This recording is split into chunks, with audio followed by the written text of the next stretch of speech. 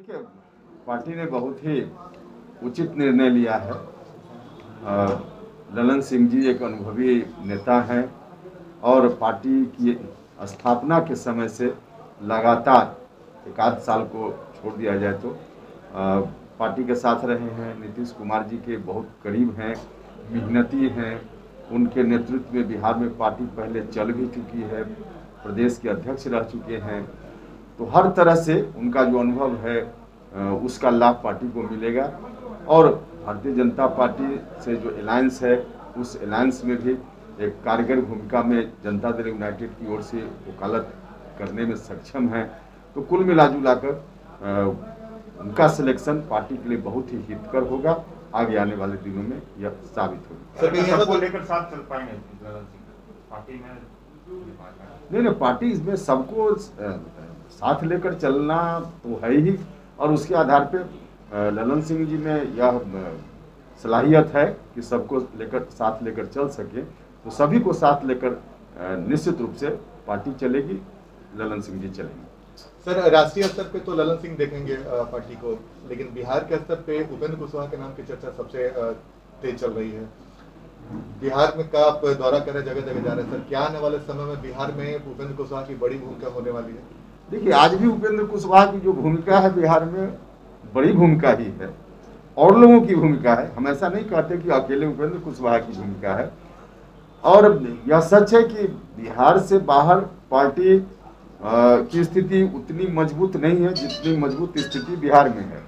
तो पार्टी के लिए तो सबसे ज़्यादा फाउंडेशन बिहार में ही है। यही पार्टी जितनी मजबूती से आगे खड़ा हो पाएगी उतना ही फैलाव देश के अन्य राज्यों में पार्टी का होगा। तो उस दृष्टि से यहाँ ज़्यादा काम करने की ज़रूरत है और उसमें हम सब लोग हैं और भूमिका सबकी है, उसमें उपेंद्र कुशवाहा की भी भूमिका है। प्रदेश अध्यक्ष को लेकर भी काफी चर्चा हो रही है कि जो अभी वर्तमान में प्रदेश अध्यक्ष हैं उनकी जगह आने वाले समय में उपेंद्र कुशवाहा। नहीं, देखिए, उस तरह का नहीं है। बिल्कुल हम सब लोग एक दूसरे के सहयोगी हैं और आदरणीय नेता नीतीश कुमार जी के नेतृत्व में सभी लोग काम कर रहे हैं। और जैसा कि हमने बार बार कहा है कि संकल्प है हम सभी का कि जनता दल यूनाइटेड को बिहार में फिर से नंबर 1 की पार्टी बनाने का काम करना है। तो इस काम में एक कार्यकर्ता के रूप में, एक सिपाही के रूप में नीतीश कुमार जी के नेतृत्व में उपेंद्र कुशवाहा काम कर रहा है, मजबूती से करते रहेंगे।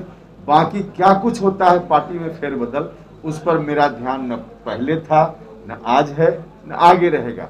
एक ही लक्ष्य हमारा है। अर्जुन की तरह जिस तरह से मछली की आंख पर उसकी नज़र होती थी, उसी तरह से उपेंद्र कुशवाहा की नज़र एक ही जगह है और वह है पार्टी को नंबर 1 बनाने का काम। राष्ट्रीय अध्यक्ष के रेस में आपका भी नाम था, ऐसी बातें सामने आ रही हैं?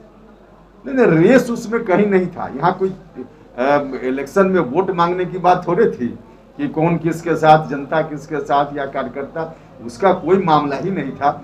मीडिया में जो कुछ खबर चल रही थी उसके चलते इस तरह का वातावरण बन गया था, वरना कोई रेस की बात नहीं थी। वहाँ पार्टी में सब लोगों के परामर्श से आदरणीय नीतीश कुमार जी को निर्णय लेना था। नीतीश कुमार जी ने निर्णय लिया। ऑपोजिशन ये कह रहा है कि मजबूरी में लिया गया फैसला, नहीं तो पार्टी में टूट तय थी। अगर वो ललन सिंह जगह किसी और को बनाते तो पार्टी में टूट तय थी। भैया, कहने वाले तो यह भी कहेंगे कि उपेंद्र कुशवाहा नाराज है, उपेंद्र कुशवाहा भी कुछ कर सकते हैं। बिल्कुल वाहियात बातें हैं। पार्टी में जिनको जो जगह मिली पार्टी के पद पर काम करने के लिए मिली है, जिनको नहीं भी मिली सब लोग पार्टी में हैं।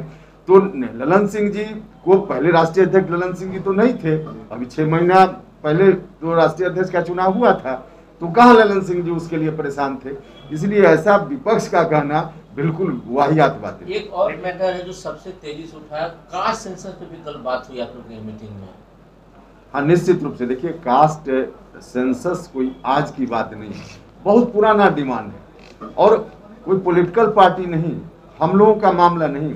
सुप्रीम कोर्ट, अलग अलग राज्यों से हाई कोर्ट, सबने कई बार कहा है सरकार से कि आप बनाते हैं योजना अलग अलग सोसाइटी के सेक्टर के लिए, उत्थान के लिए, तो उनकी आबादी कितनी है इसकी जानकारी तो है ही नहीं आपके पास।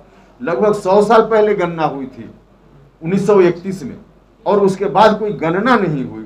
तो तमाम जाति के लोगों की संख्या कितनी है यह जानना बहुत ही आवश्यक है और यह बात पार्लियामेंट ने भी कई बार स्वीकार किया है।